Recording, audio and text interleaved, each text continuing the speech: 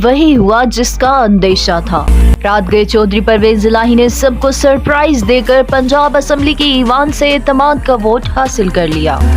ये सब कैसे मुमकिन हुआ ये तो हम आपको तफसील से बताएंगे, लेकिन पहले एक और अहम मामले पर बात करते हैं कि चौधरी खानदान का हाथ इन दिनों ऐसा चक्की तले दबा है कि वो खुलकर चीख भी नहीं मार सकते। चौधरी परवेज इलाही जिंदगी में पहली बार ना चाहते हुए भी एस्टेब्लिशमेंट की मुखालिफ सिमत में चलने पर मजबूर कर दिए गए हैं। इस केस में चौधरी परवेज इलाही के खानदान की खवातीन को भी जवाब के लिए तलब किया गया है, लेकिन फिलहाल इनकी पेशी के हुक्म पर अमल दरामद नहीं किया गया। ये सवाल $1 मिलियन का है कि दरपेश हालात में मोनस इलाही पाकिस्तान में क्यों अपने वालिद का हौसला बढ़ाने के लिए मौजूद नहीं है। और अब बात एतमाद के वोट की कि जिसमें दावा किया गया है कि परवेज इलाही ने बुध और जुमेरात की दरमियानी रात पूरे 186 वोट लेकर खुद को पंजाब का आईनी हुक्मरान साबित कर दिया है।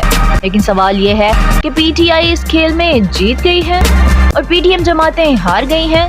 जवाब ये है कि इस खेल में जीत सिर्फ पाकिस्तान के अदम इस्तेहकाम की हुई है, बाकी सब हार गए।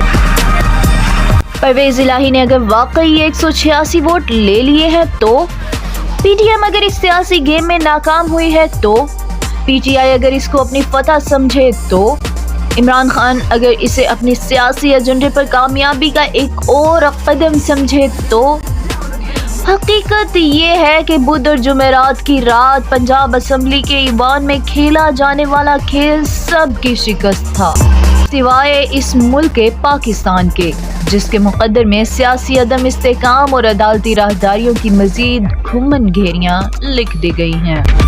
पाकिस्तान न्यूज़ इंटरनेशनल से फिल वक्त इतना ही। मजीद खबरों, तज्ज़ियों, अपडेट्स और मालूमात के लिए हमारे साथ रहिए और हमारे चैनल को लाइक, शेयर और सब्सक्राइब करके हमें सपोर्ट करना बिल्कुल मत भूलिएगा।